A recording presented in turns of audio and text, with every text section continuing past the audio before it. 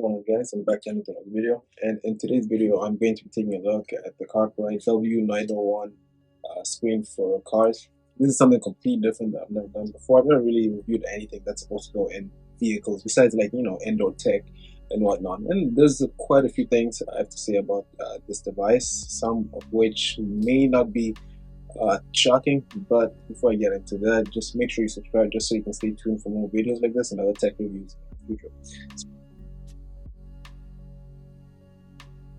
So first things first with this device, as I mentioned already, it goes strictly in cars. I mean, if you want to be like a goof and just put it indoors, you can go ahead and do that. But all jokes aside, it's intended to be in cars, and it's supposed to be a digital display mostly for cars that really don't have it or don't have the same capabilities that this device offers. So first things first, when it comes to the display itself, it's very reflective. Right now, so for purposes of my videos, I usually record B-roll either in my office or outdoors, or sometimes I just go out to a nice, beautiful park and do B-roll out there. And for this one, I was recording just right outside the car, and this thing is extremely reflective. Like, I'm talking, it looked like at some points it looked like a mirror, and like I was recording myself. Like, I'm a handsome guy. Like, there's only so much of myself I can look at. And when I was recording this thing outside, completely look like a mirror. But at the end of the day, it's not even intended to be outside, but it's just FYI, right? Because I was recording B-roll, like it's very reflective. And when it's inside the car, one of the best features about this thing is it adjusts the lighting on the screen. So depending on how much lighting is hitting the screen, then it's going to adjust just so you can be able to view things and make sure the words and letters are legible, just so you can focus on driving, right? So you wouldn't want to take your hand off the steering wheel just to adjust a few things, or even like to tinker with the brightness. So that's a really important feature and really great feature for the device. It just adjusts lighting straight on the go. And the Bluetooth connection, so it can connect to two devices at the same time, right? So if you want to connect your phone and you want to connect it to the car as well, which is really cool. Like if you want to play Spotify and so on, you can do that.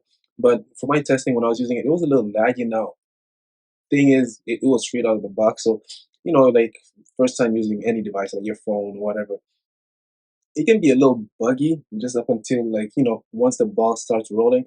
Then after that, like, everything goes smoothly. But initially when I was using it, like connecting to Bluetooth, that was a little tough.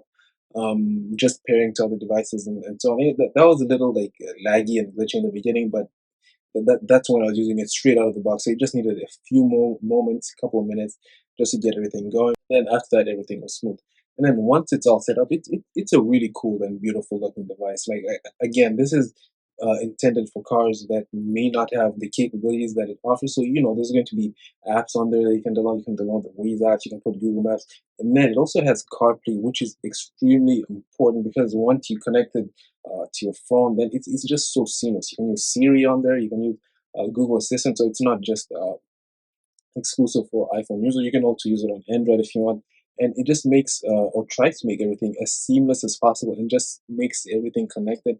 And it's really cool. So you can control voice to text speech, like if you want to send a text, if you want to call somebody, and it's really awesome, right? So it doesn't take up a lot of space. Like, it's not a very big display that takes up a huge amount of space in the car. Like, you can either choose to put it on the dash, or as in our case, I chose to put it on the windshield.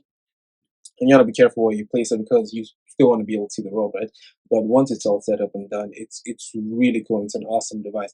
So the versatility is also something goes up and beyond about this device because they allow you to either use micro SD, you can connect to USB, and in our case we use USB to USB-C to plug it to the car, and then you also have a jack, and then there's also going to be a microphone output there, of course the power port. And that's really important because if you really think about it, not all cars have Bluetooth. In our case, not all cars have audio jack. So we needed to connect it via Bluetooth. So the versatility there is going to go along it because they tried to make sure that any car is compatible with it. If you don't have Bluetooth, then you can use an aux jack. If you don't have aux jack, then you can go ahead and connect to Bluetooth. But the bottom line of this device is whether or not you need it, or whether or not, like, it's going to be compatible with any car. And answer to the second question, yeah, it can connect to any car as long as you have the ports that can work with it.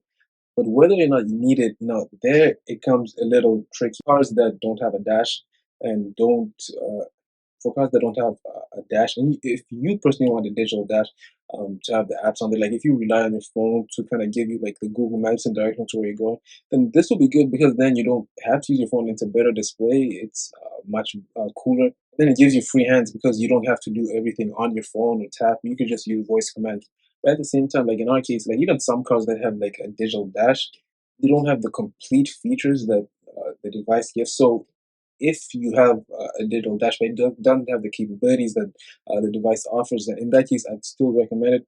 But then, like if you have a car that has a digital dash and the same amount of apps and functionality, in that case, then you really don't need one. That's just more so like an addition that I guess just makes it better to what already didn't need to be improved on. But at the end of the day, it is a good device. Now, I enjoyed using it. Like when we plugged it in, like there was a few glitches we were running through, but nothing really major where it's like not recommended. But if you would want to use it, then I definitely would recommend it, regardless of what car you have, honestly. But at the end of the day, that's just my opinion. Let me know what you think. Dear.